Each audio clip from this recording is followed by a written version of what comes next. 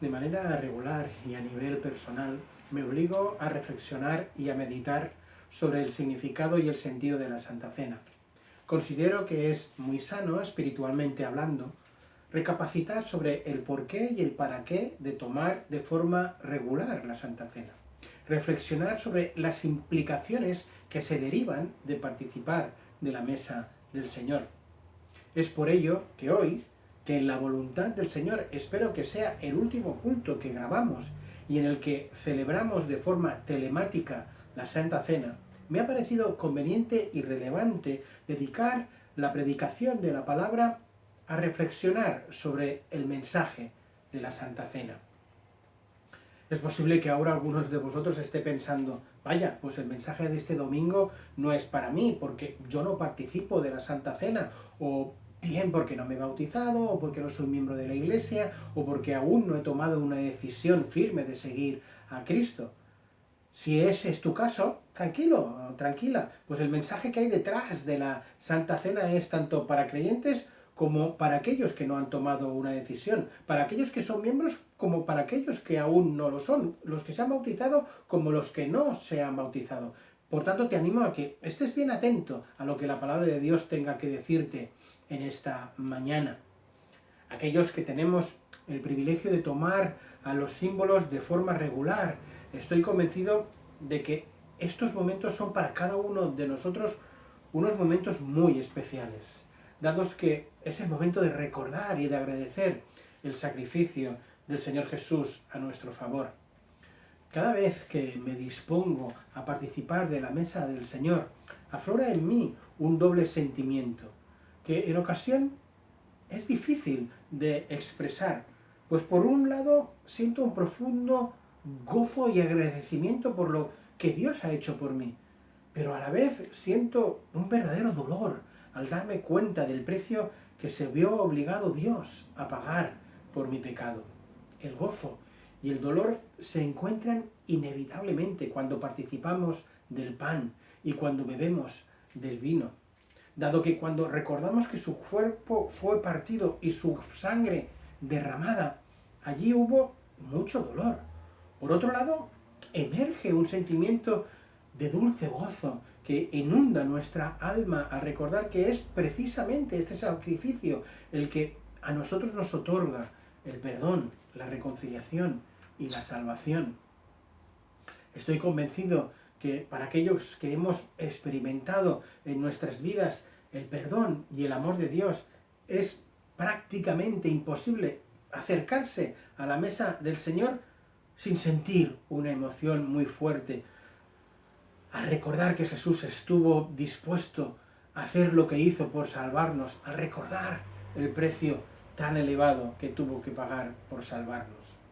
Es por ello que hoy, que una vez más vamos a participar de estos símbolos, os invito a que abramos nuestras Biblias en 1 Corintios 11, 23 al 32, el texto clásico para la Santa Cena, y que juntos consideremos sobre tres verdades que emergen, que son fundamentales de nuestra fe y que aparecen en este pasaje que nos permiten ver qué es lo que enmarca y encierra ese mensaje precioso de la Santa Cena. Acompañadme pues en 1 Corintios 11, 23 al 32. Porque yo recibí del Señor lo que también os he enseñado, que el Señor Jesús, la noche que fue entregado, tomó pan y habiendo dado gracias, lo partió y dijo: tomad, comed, esto es mi cuerpo, que por vosotros es partido, haced esto en memoria de mí. Asimismo también la copa, después de haber cenado, diciendo: esta copa es el nuevo pacto en mi sangre, haced esto todas las veces que bebiereis en memoria de mí. Así pues, todas las veces que comiereis este pan y bebiereis esta copa, la muerte del Señor anunciáis hasta que Él venga. De manera que cualquiera que comiera este pan o bebiera esta copa del Señor indignamente, será culpado del cuerpo y de la sangre del Señor. Por tanto, examínese cada uno a sí mismo y tome así del pan y beba de la copa. Porque el que come y bebe indignamente sin discernir el cuerpo del Señor, juicio come y bebe para sí. por lo cual hay muchos enfermos y debilitados entre vosotros y muchos duermen. Si pues nos examinamos a nosotros mismos, no seremos juzgados, mas siendo juzgados somos castigados por el Señor para que no seamos condenados por el mundo. El mensaje de la Santa Cena consiste en un llamado a recordar, a examinar y a actuar. Consiste en un llamado a recordar el amor de Dios, la justicia de Dios y la victoria de Dios. En segundo lugar, consiste en un llamado a examinar nuestra vida de santidad y de servicio. Y finalmente, en un llamado a actuar, a consagrar. Esto es un llamado al compromiso. La primera verdad que emana de este texto es que la Santa Cena es un llamado a recordar. Y considero que son tres aspectos los que debemos recordar cuando tomamos el pan y el vino, cuando recordamos al Señor Jesús. Primero, el amor de Dios al darnos a Jesús.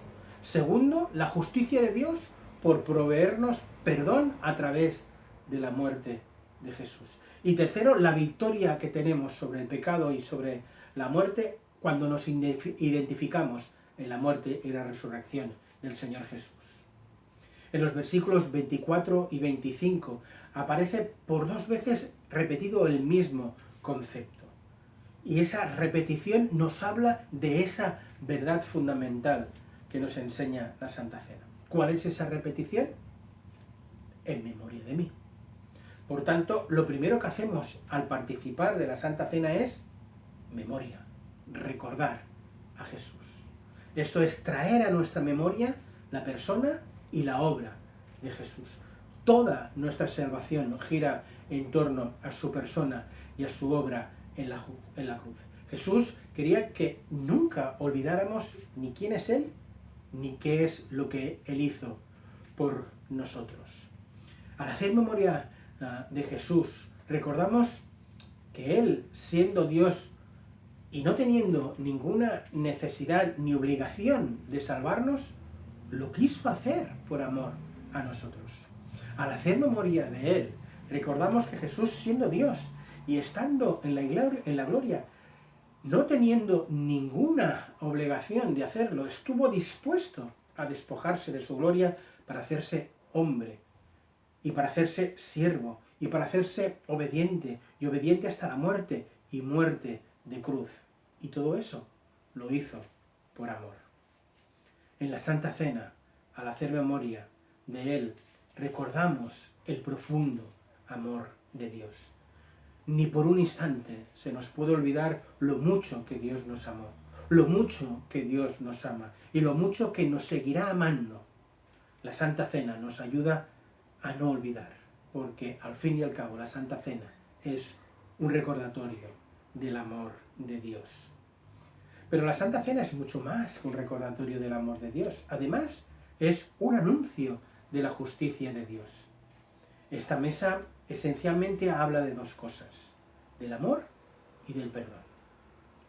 Pero el perdón de Dios, además de ser un acto de amor, es un acto de justicia de parte de Dios. Al comer el pan y al beber el vino, no solo recordamos el amor de Dios, sino que proclamamos que Dios es justo cuando nos perdona por nuestros pecados. El perdón de nuestros pecados es un acto justo, porque un justo muere por los injustos, porque un inocente muere en lugar de todos los culpables. Dios puede derramar su gracia y su perdón sobre nuestras vidas porque Jesús derramó su sangre a nuestro favor. Si ese sacrificio no se hubiera realizado, Dios, por mucho que nos hubiera amado, no podría habernos salvado. Alguien tenía que pagar. Y en la Santa Cena anunciamos y proclamamos que ese alguien es Jesús. En la Santa Cena anunciamos que solo Jesús, por su condición de Dios y por su condición de hombre perfecto, de hombre sin pecado, pudo llevar sobre él el pecado de toda la humanidad, haciendo así posible nuestra redención.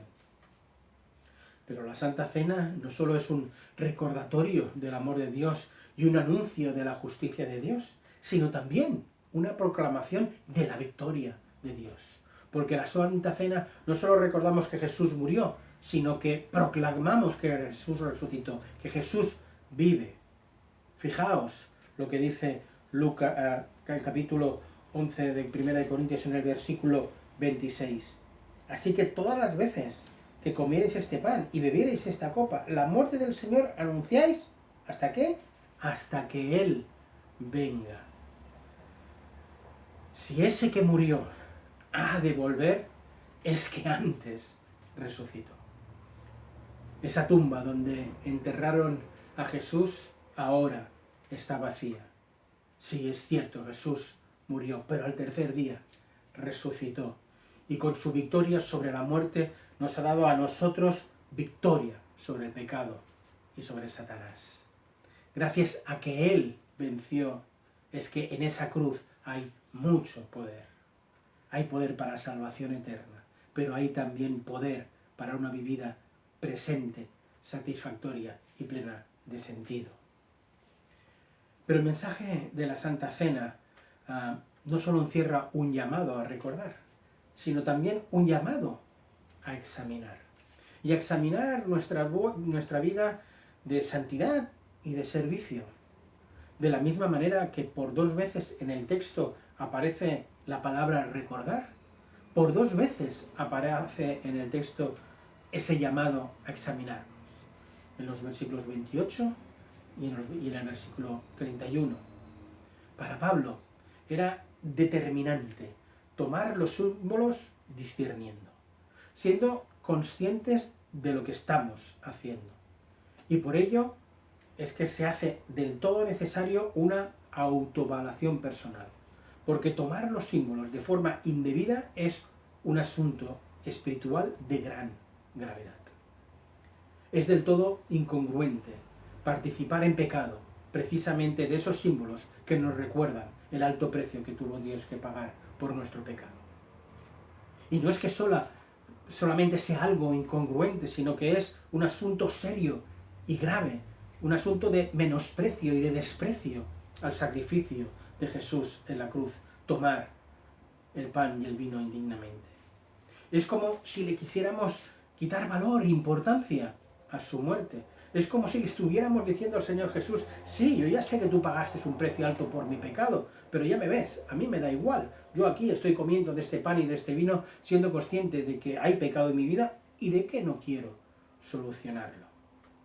Hacer tal cosa, como digo, no es tan solo una incongruencia, sino una falta grave de respeto a Dios y a la obra de Jesús en la cruz. Por tanto, dice el texto, examínese cada uno a sí mismo y entonces coma el pan y beba la copa. Creo sinceramente que a pesar de participar de la Santa Cena con regularidad y de que con frecuencia recordamos la obra de la cruz, con todo nos cuesta entender el alcance profundo de su obra en la cruz. Nos cuesta entender las implicaciones prácticas de la mesa del Señor. Es por ello que el pasaje de Corintios nos hace ese doble llamado a examinar nuestras vidas.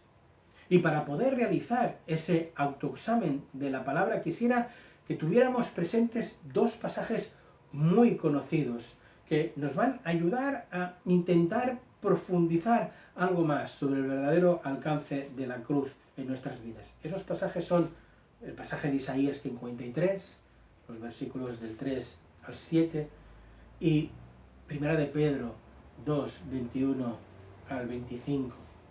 Pasajes como el de Isaías o el de 1 de Pedro nos ayudan a visualizar lo que está ocurriendo en la cruz, pero como os digo, estoy convencido de que por más que visualicemos y reflexionemos sobre ello, nunca llegaremos a entender el tremendo dolor que Jesús sufrió cuando en un momento determinado sobre él cayó el pecado de toda la humanidad. Sí, Jesús sufrió cuando le azotaron.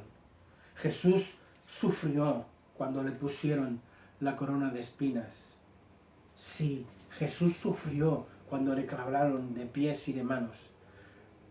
pero creo que todo ese dolor físico no fue nada comparado con el dolor espiritual que sintió cuando sobre él cayó todo nuestro pecado, haciéndose pecado por nosotros. Y cuando exclamó allí en la cruz, Elí, Elí, lama sabactani, Dios mío, ¿por qué me has desamparado?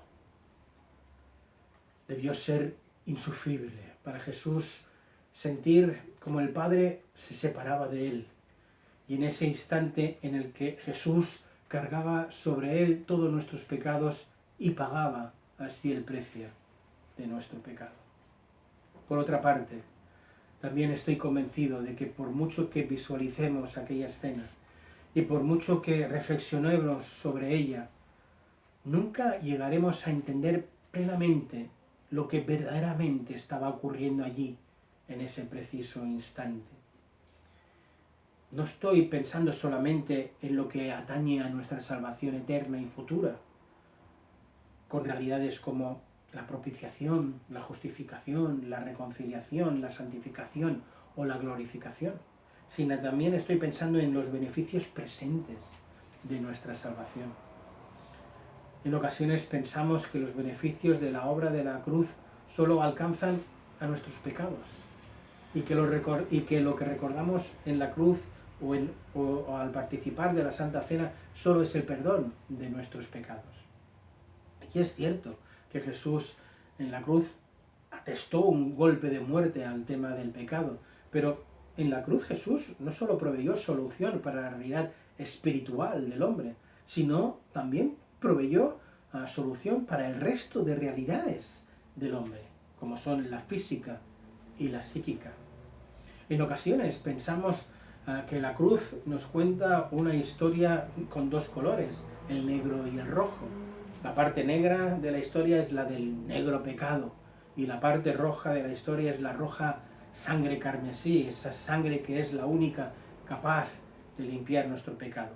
Pues bien, sí, es cierto que en la cruz hallamos el beneficio del perdón de nuestros pecados, pero también es cierto que en la cruz hallamos más beneficios para nuestras vidas. En el pasaje de Isaías 53 podemos leer el versículo 5, cuando dice: mas él fue herido por nuestras rebeliones, molido por nuestros pecados, y el castigo de nuestra paz fue sobre él, y por su llaga fuimos nosotros curados. Pero es que el versículo anterior, el versículo 4, nos habla de otras dos realidades. Ciertamente llevó él nuestras enfermedades y sufrió por nuestros dolores, y nosotros lo tuvimos por azotado y por herido de Dios y abatido. En la cruz hay mucho poder. Hay poder para la salvación, pero no solo espiritual, sino física y emocional. Jesús en la cruz no solo pagó el precio de nuestros pecados, sino que también, como dice el texto, llevó nuestras enfermedades y en la cruz sufrió nuestros dolores. Jesús en esa cruz llevó a cabo una obra completa de sanidad. Una sanidad espiritual, una sanidad física y una sanidad psíquica. En la cruz Jesús llevó a cabo una sanidad integral. Nuestro pasaje en Isaías 53, del 4 al 5, distingue de forma clara y diáfana esas tres realidades que Jesús estaba solucionando en la cruz. El versículo 5 habla claramente de la sanidad espiritual que Jesús estaba llevando cuando dice que fue herido por nuestras rebeliones y molido por nuestros pecados. Pero el pasaje de Isaías, antes de hablarnos de la sanidad espiritual, nos habla de otras dos realidades que también se estaban produciendo en esa cruz. El versículo 4 distingue claramente entre enfermedades y nuestros dolores. Las enfermedades nos hablan de esa realidad física que Cristo proveyó solución en la cruz. Y los dolores nos hablan de esa sanidad psíquica, de esas dolencias del alma herida por las cuales Jesús también proveyó sanidad en la cruz. En la cruz Jesús provee una sanidad completa, una sanidad integral. Dios nos ha creado con tres realidades: un cuerpo, un alma y un espíritu. Y el pecado ha afectado a todas y cada una de esas realidades. Y es por ello que también la cruz ofrece provisión para cada una de estas tres realidades. Es cierto que ponemos mucho énfasis en la sanidad espiritual, porque sin lugar a dudas es la más importante de toda ella. Es la base de nuestra sanidad integral. Sin sanidad espiritual no hay sanidad posible. Cuando entregamos nuestra vida al Señor, Jesús entra en nuestra vida para limpiarnos de nuestros pecados, para hacernos hijos de Dios, para salvarnos. La palabra salvación, soxo, en griego, quiere decir indistintamente tanto salvar como sanar. Por tanto, Cristo no solo vino para salvarnos, sino también para sanarnos. Cuando Jesús salva espiritualmente, también sana espiritualmente. Ambos elementos son parte de un proceso único y completo. Lo maravilloso es que Jesús en la cruz, al proveernos de sanidad y de salvación espiritual, además está proveyendo del milagro de la sanidad física, llevó nuestras enfermedades, y el milagro de nuestra sanidad psíquica, sufrió nuestros dolores. En las iglesias, como es lógico y normal, hablamos mucho de la salvación y de la sanidad espiritual, pero no hablamos tanto de la sanidad física y psíquica. Parece como si la sanidad física sea competencia exclusiva y única de los médicos y de los hospitales, y la sanidad psíquica de los psicólogos y de los psiquiatras. Y sin menospreciar la labor de estos profesionales, creo sinceramente que los creyentes descuidamos mucho del poder de la sanidad física y psíquica que hay en esa cruz. Jesús vino a salvar y a sanar toda nuestra realidad, tanto nuestro espíritu como nuestro físico, como nuestra alma. Jesús en la cruz proveyó una sanidad completa e integral. Es por ello que al final del versículo 5 nos dice que por su llaga fuimos curados o sanados a todo nivel, físico, psíquico y, el más importante, espiritual. Es por ello que al acercarnos a la mesa del Señor, haríamos bien en no solo recordar y agradecer esa sanidad espiritual, sino también recordar y agradecer esa sanidad física y psíquica que también está a nuestra disposición según el poder que emana de la cruz. Las palabras de Isaías fueron escritas 8 siglos antes de que Jesús, la noche en la que iba a ser entregado y sabiendo que al día siguiente se iban a hacer realidad las palabras del profeta, pues cogió un trozo de pan y dijo: tomad, comed, esto es mi cuerpo, que por vosotros es partido, haced esto en memoria de mí.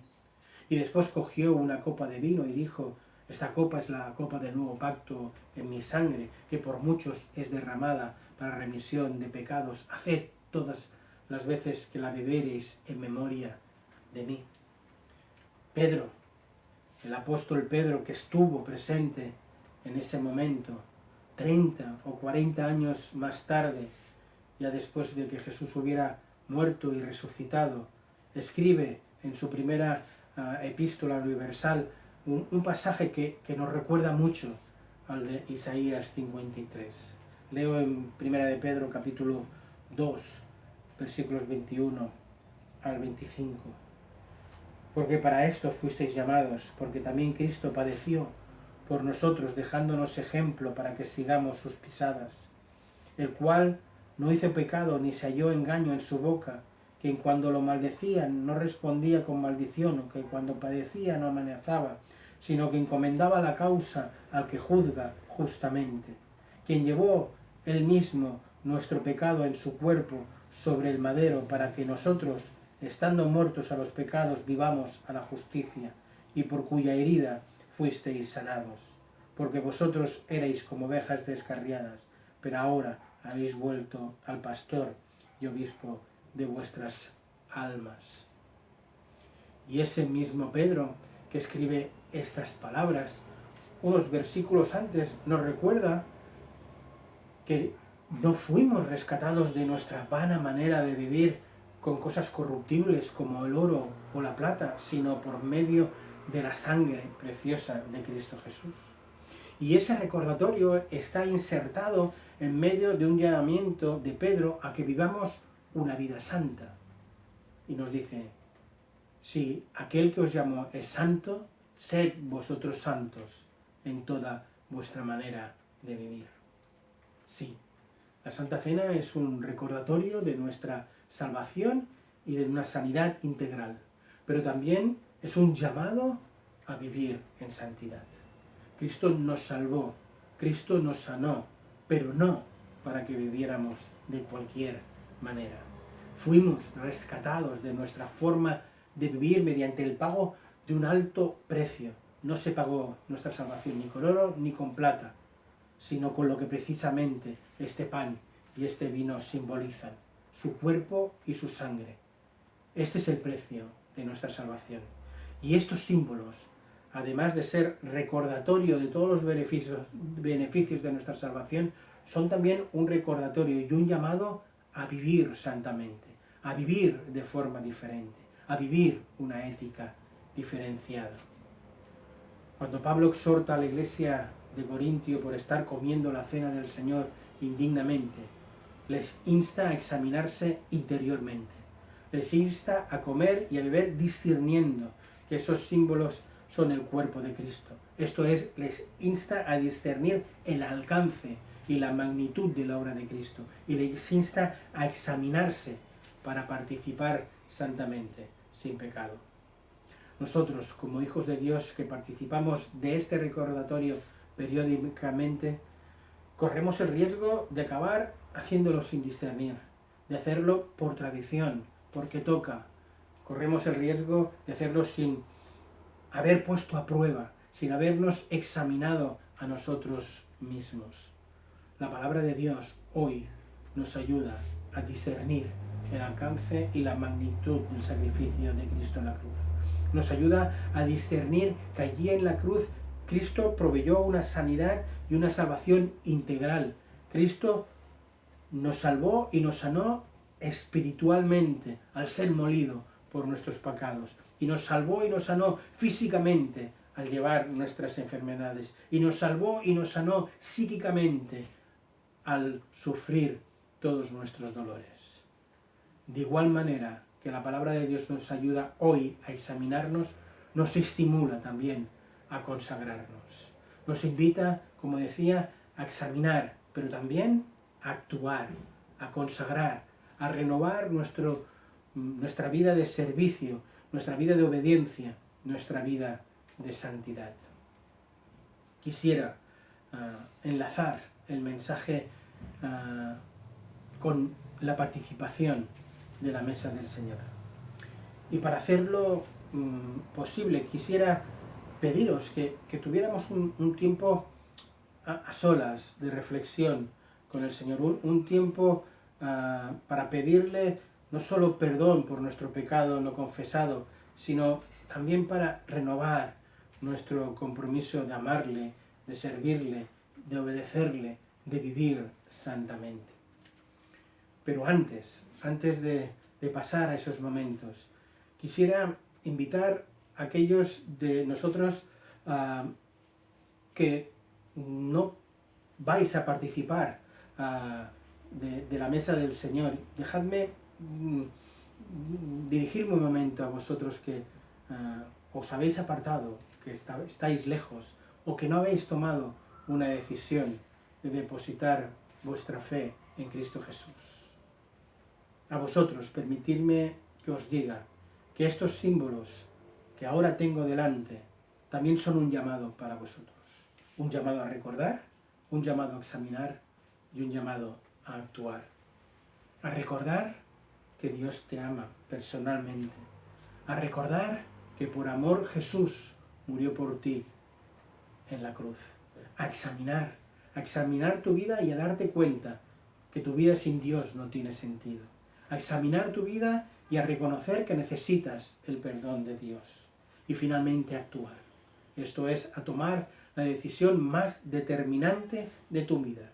la de aceptar a Jesús como el Señor y Salvador de tu vida. Mientras que nosotros participamos de los símbolos, tú recuerda que Dios te ama. Tú examina tu necesidad de Dios y actúa. Esto es, toma la decisión más importante, la decisión de aceptar a Jesús como tu Señor y Salvador. Y tú y yo, que ahora vamos a participar de la mesa del Señor, os invito a que tengamos en este momento un momento de intimidad con Dios, en el que recordemos y examinemos y decidamos actuar con consecuencia.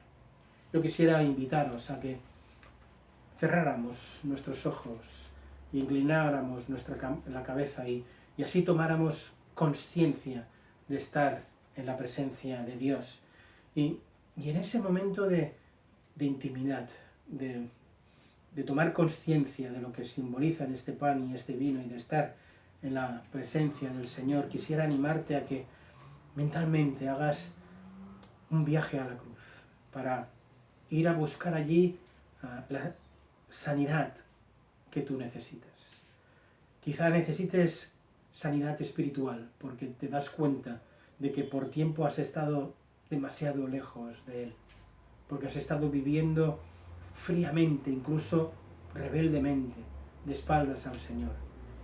Yo te invito a que vayas a la cruz y te apropies de esa sanidad espiritual. Quizá es tu cuerpo físico o el de algún ser querido el que está en esta mañana necesitado de salvación y de ser tocado por ese poder que emana de la cruz. Recuerda que Cristo en esa cruz llevó nuestras enfermedades. Quizá lo que necesitas es sanidad para tu alma herida. Quizá hay dolor en tu interior, un dolor que no te permite disfrutar del gozo de la salvación. Yo te invito a ir a la cruz y que te apropies de esa sanidad psíquica y emocional que Dios tiene preparada para ti. Recuerda que Jesús sufrió en la cruz por tus dolores. Pero sobre todas las cosas, os invito a que en ese viaje mental a la cruz recordemos el amor de Dios, la justicia de Dios, la victoria de Dios. Y a la luz de todo ello tomemos la decisión consciente de consagrar nuestra vida a Dios. Tomemos la decisión de actuar, de renovar nuestro compromiso de amor, de santidad y de servir al Señor. Tengamos ese momento a solas en el Señor con oración.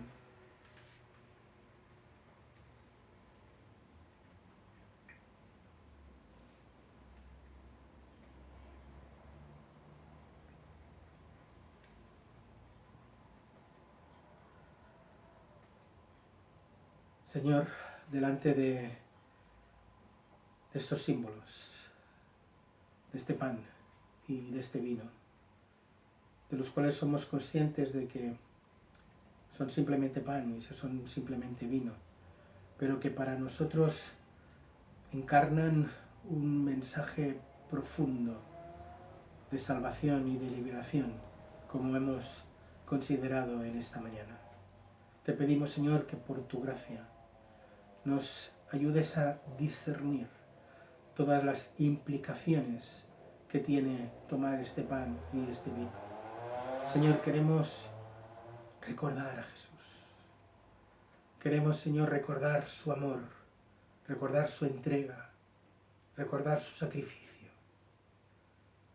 Y queremos, Señor, agradecerte el perdón de nuestros pecados.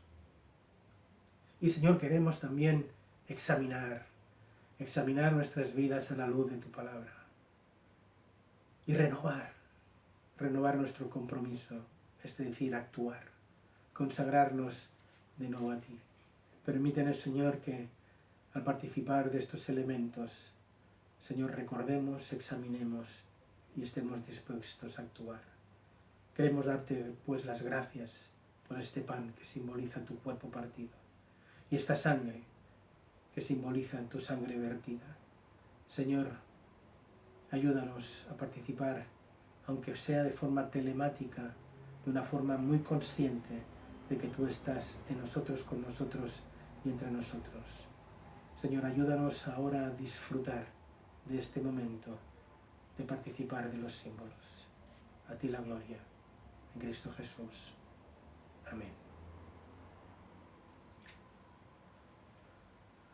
Como dice el texto que hemos reflexionado, el Señor Jesús, estando en el aposento alto, estando celebrando la Pascua con los suyos, con sus discípulos, esa Pascua que recordaba la liberación de la esclavitud de Egipto, instauró lo que para nosotros es la Santa Cena, ese momento de recordar la liberación del pecado, de la esclavitud del pecado. Y Jesús, en un momento dado, después de haber dado gracias, pues tomó el pan, lo partió y dijo: este pan es mi cuerpo que por vosotros es partido. Tomemos de este pan todos juntos, recordando a Jesús.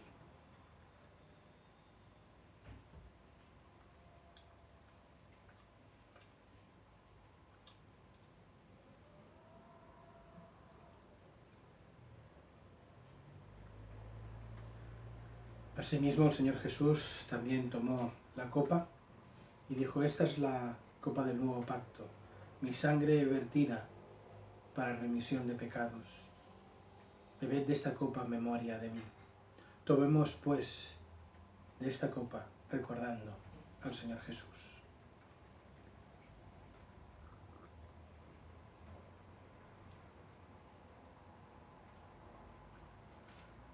Amada Iglesia, todas las veces que tomamos de esta copa y que tomamos de este pan, la muerte y la resurrección del Señor, anunciamos y proclamamos hasta que Él venga. A Él sea la gloria. Amén.